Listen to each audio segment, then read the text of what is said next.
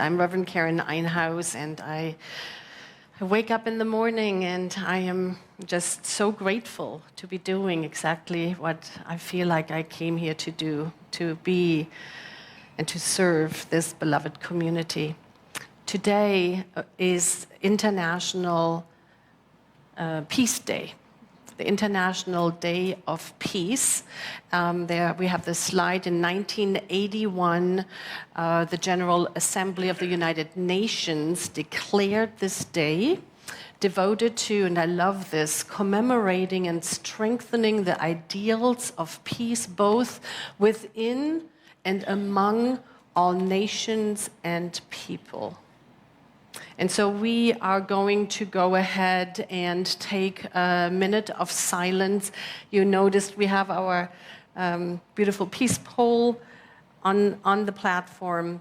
And we're going to pause in sacred stillness to honor the vision of peace. As we enter this moment of silence, let us breathe together and anchor the hope that this minute ripples out into the world as a prayer, as an intention, as a feeling.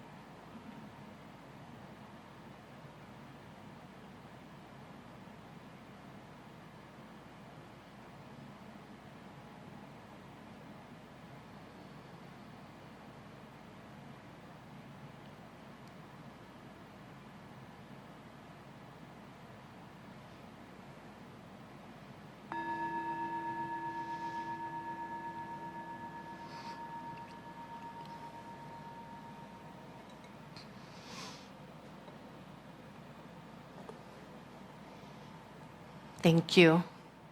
Thank you so much. I am so grateful for our annual theme and specifically for our monthly theme. And this month, as you know, we are looking at our transcendent purpose. And if you were here last week or if you saw Reverend Lezli's talk online, she did a beautiful job really bringing home what is the purpose that surpasses all other purposes. Do you remember what the answer is? Mine. So I invite you, if you feel comfortable, I know, 120 people, we just get to know each other, but if you're comfortable, put your hands on your heart. And just say that to yourself. That is the most important, is my purpose. My purpose. And for some of us, that might be very clear. When you do that, you might say to yourself, my purpose is. And then it pours out of you. And for some of us, it might still be a little fuzzy. Or it might not be embodied yet. It might be just words we say and they sound really good, but we haven't embodied it yet. Wherever you are on that continuum, I just found out that tomorrow we will have 100 days left of 2025. And I just love a round number. And so I am inviting everyone who feels called to just go on this journey of deepening our awareness of our purpose, of opening up to embodying it more. How does that sound? You're getting the homework at the beginning of the talk today, not at the end. Yes. Transcendent purpose. We are in a full time, and we are in a time that is very, very challenging for many people. The spiritual leader of Centers for Spiritual Living, our parent organization, Reverend Dr. Sonny Contrell-Smith shared an essay, and we had it in our newsletter, so you might have read it already. But I wanted to share a couple of excerpts from this essay, and I wanted to start us off on this exploration today of our elevated awareness. How do we elevate our awareness? And there's a lot of V's and W's in that, which is hard for my German tongue. So, elevate awareness. She says, each life is sacred. Each act of violence wounds the whole. Today, as we witness an alarming rise in gun violence in the United States, we see this oneness deeply violated. As of September 11, 2025, there have been 301 mass shootings in the United States. It is difficult to understand this amount of violence. In Minnesota this year, 2 state legislators were assassinated in their homes. Targets of political violence punctures the idea of safety in public service. Also in Minnesota on August 27th, 2 young children were killed and dozens others injured in a school shooting. When a gunman opened fire during the morning mass. In another act of political violence, Charlie Kirk, conservative activist, was fatally shot while speaking at Valley University. On the same day, in Evergreen, Colorado, 2 students were shot before the shooter took his own life. We are living in a moment where isolated incidents no longer feel isolated. The oneness of life means that when politicians are shot, when public figures are shot, when children die during school mass, all of us are touched, all of us suffer, all of us grieve. Events like this shake our sense of community, our sense of safety, and our sense of spiritual peace. And they force us to ask, how do we faithfully, courageously live with transcendent purpose for a time such as this? And that is what I want to speak about today. We are a teaching that is relevant. We are charged with figuring out how do we take our core belief that we are one, that there's a power for good, that we can use it, and then bring that together with what we see in the world. Many years ago, I was introduced to the work by Paul Tillich. He is a German, he was a German professor. He was a year older than Ernest Holmes, the founder of this teaching. And he was in his late 40s when he was a professor at the university in Frankfurt in Germany, and a list was published of the professors who would no longer be allowed to teach due to their critical thoughts about the government. At the time, it was 1933, and Germany was in the hands of the SS. And so Professor Tillich was fortunate enough to move to the United States, and he ended up teaching here at Harvard and at the University of Chicago. But he said something that has stayed with me ever since I heard this passage. He said, and I think we have a slide for that, but he said, when destiny, and I always stop a little bit at that word destiny, and in my mind, I say life, when life, the allness of life. But he says, when destiny leads you to the edge of your being, you are forced to either fall on that which you have already known or else to transcend yourself. And that, beloveds, is going to be my anchoring quote here today. There's a metaphor that came through with this, and it's the island of knowing. And so let's just imagine that my island of knowing is this platform. Everything that I know is right here. I know every tree, every bush. We don't have trees or bushes on here, but imagine this to be an island, and I know everything that is happening here, everything that is present here. I know it. And then there is the edge, the border, and that is where my knowing meets my not knowing, that which I have not yet discovered, the mystery of life. And so what Paul Tilly asks us then is when we find ourselves here at the edge, we are presented with a choice.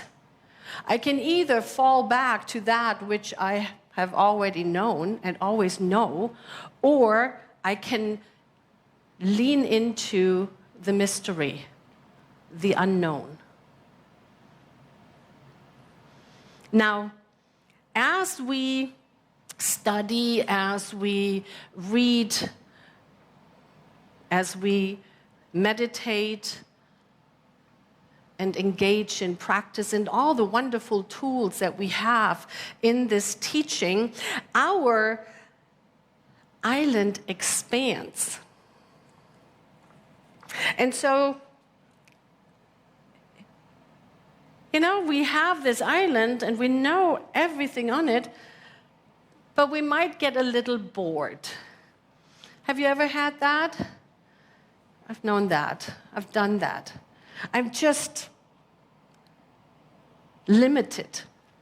And so we expand our spiritual practice, and all of a sudden our island of knowing is expanded. And maybe now it includes, all the way to the third row there. So my island has gotten bigger.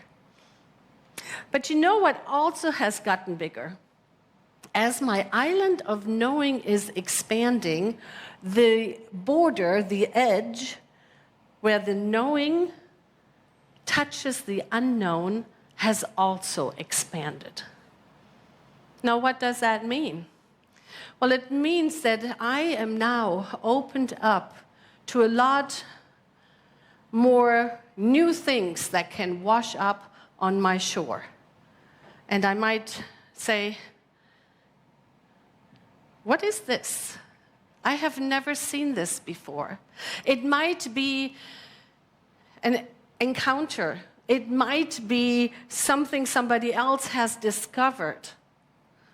And I am now so expanded and at the same time so vulnerable to all of these new things that are coming my way. And one of the things that I have experienced this week is as our knowing expands, we also know less. As I was preparing for this talk, feeling this urge to push out, to share more, to be more, I am also humbled and made aware how little I really know.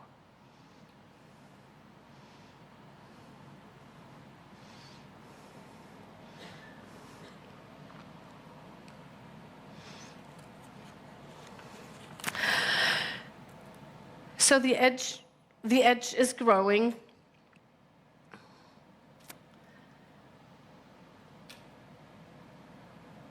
And we have more space. But right now, we are at the edge.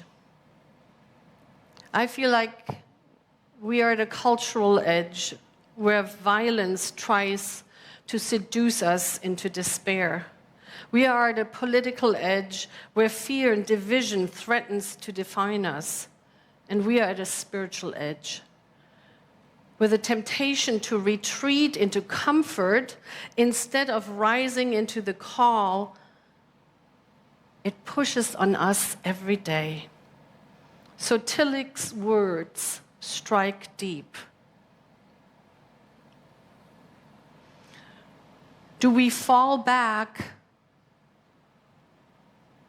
or do we lean in? Do we shrink or do we expand?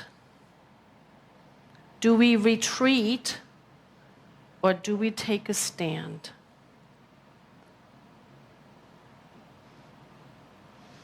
And I believe that we each are faced with this question all of the time.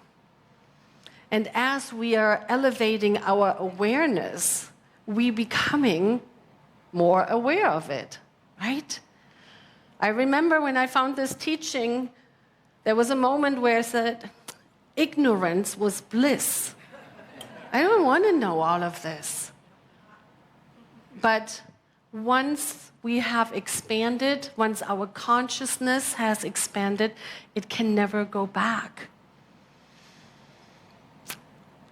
And so here's the island, it is expanded, and there is the question of our ego. Because our ego at all times wants us right in the center of the island of knowing, surrounded by, I know exactly where everything is, how everything behaves. I can see the edge out there, but I want to be safe. Our ego wants us to be safe. Now, that's great. I'm not one of those teachers who teaches that the ego is bad. No. The ego is so helpful, right? It helped me to get dressed this morning. It helped all of us to take care of our physical bodies while we are here on planet Earth. The ego is very important. It just can't drive the bus all the time. That's where we get into trouble. If we think that the ego is all that there is to us. But if you are here, online here, if you have heard of this idea of new thought, you know that there's more to us than our ego. So our ego wants to keep us safe, and our soul wants us free. And there is a natural struggle, right? Our soul wants to expand. It wants to discover more. It wants to answer the call. Our soul right here at the edge is where the divine whispers, you are so much more. You are so much more than your limitations. You are so much more than what somebody told you you are. You're so much more than what teachers and folks try to put you into boxes. You are so much more. You are God made manifest. You are the divine.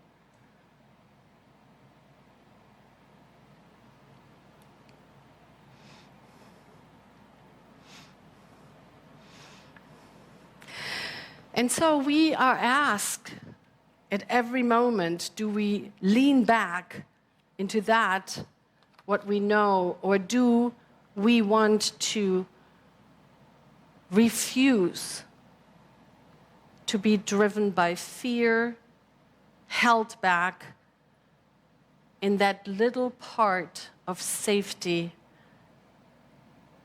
that our ego has us believe.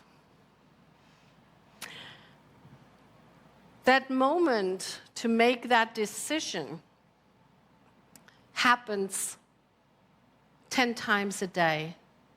It already happened twice for me this morning. And I believe that it is important for us to practice, to listen, and to find that moment of choice. I want to tell you a little story. About 20 years ago, I was in a really big phase of spiritual growth. I was going through a divorce, which is really helpful for spiritual growth. I found my community, the New Vision Center, and I had signed up for a week-long adventure camp called Visit Camp. It could have been called Raising Your Awareness Camp, but they called it Visit Camp.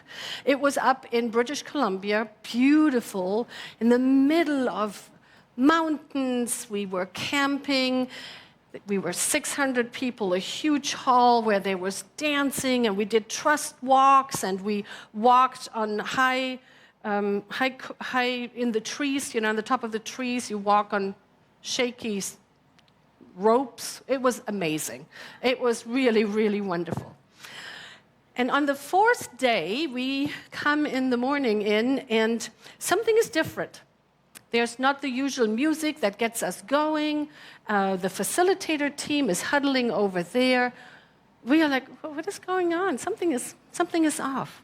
And this goes on for a couple of minutes, and then the main facilitator comes on and says, okay, I have an announcement. There has been double booking, and there's a group of 600 students they are on their way. They're going to be here in an hour and a half. And but we were able to find a place for us because we have to vacate in an hour and a half, 600 people. We're going to go to a place about an hour and a half north of here, and it does cost each and every one of you an extra $1,000 to pay for these accommodations. And you have 20 minutes to talk about and come up with a plan on how you're going to organize getting there, because many of us came with a shuttle and there was no shuttle available. And so break into groups of 10 and figure it out. Now, how much figuring out do you think happened in those group of 10s? You know what happened a lot? How dare them? They made a booking mistake. They should pay for it. Why should I pay for it? How are we going to do that? Where am I going to get the money from? There was all of this worry. And there were also people who said, oh, great, we get to see another part of Canada. Everything, right? But what it really was a moment to ask ourselves, each one of us, do I fall back to what I know, how I usually respond when life changes, is different than what I expected it to be? Or do I give myself into the mystery? 10 minutes later, the main facilitator comes up and said, that, beloveds, was only a test. And now you are invited to go back into the same group of people and be honest with each other and mirror back how you saw each other respond to it. Wow.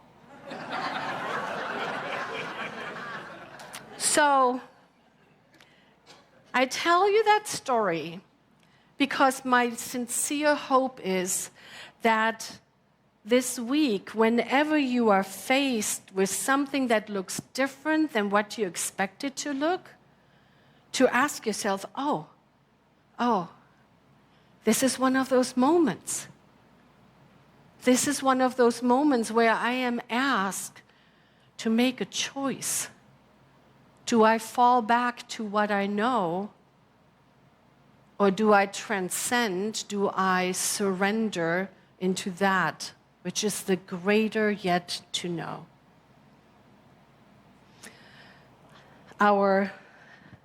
Thank you, Mark. Our founder, Dr. Ernest Holmes, wrote the original textbook in 1928. And then it was rewritten and reorganized into the version that we are using today.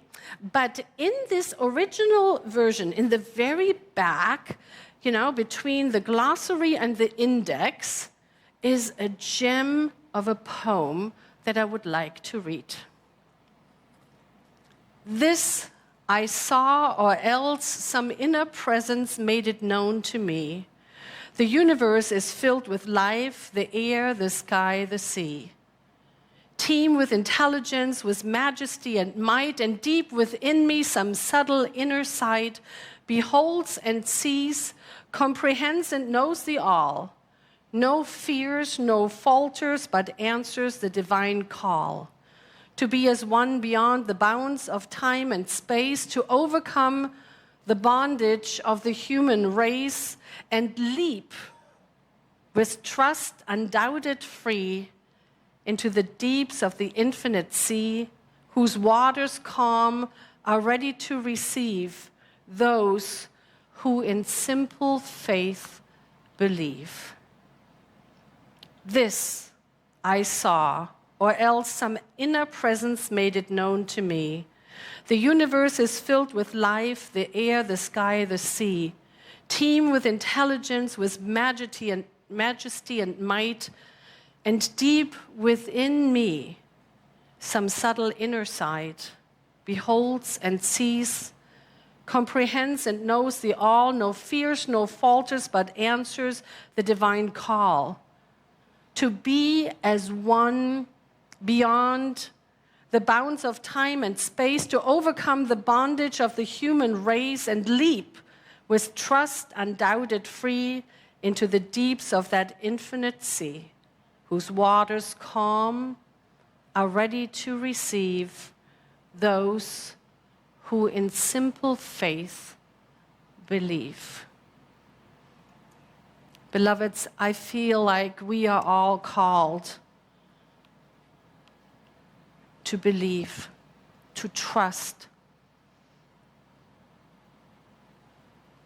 that there is a greater expansion of us individually, of this organization we call the New Vision Center, of our country, of our world.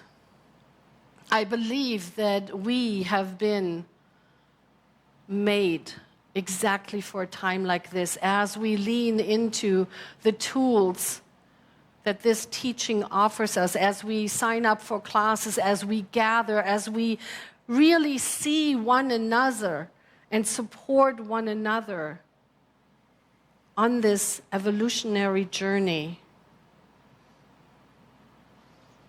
That is how we elevate our awareness. And so, for this week, for the next 100 days until this year is over, I invite you to take me with you in your pocket, in your awareness. And when something is presented to you, where you say, what is that?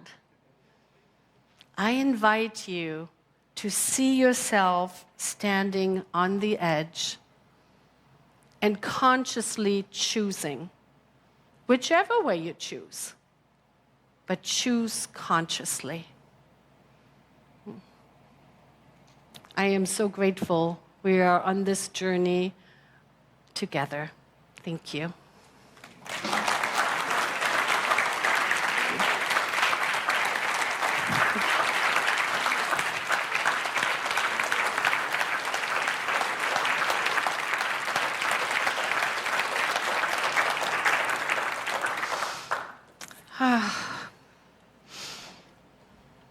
And now let us take a moment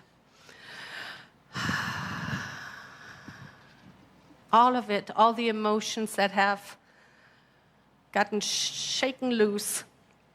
And we just bring it all to the altar of love at the very center of our being. As we breathe into the awareness of the one life. As we recognize that there is one power, one presence, that the divine is right where we are. We allow ourselves a breath and feel that we are at all times guarded, guided, and directed by that which is greater than we are.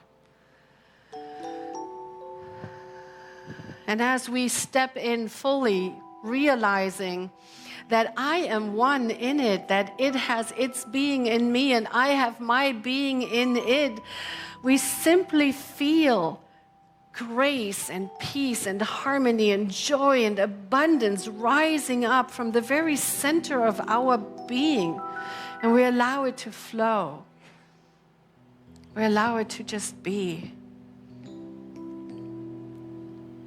To recognize that it has never been about what is at the surface, but it is about what is at the very center of who we are, to bring forth that love, that light, that joy. And so I see this word rippling out into the world, including and enveloping all of the beloveds who have placed their prayer request into our prayer ministry. I am knowing that all of it is upheld to the light.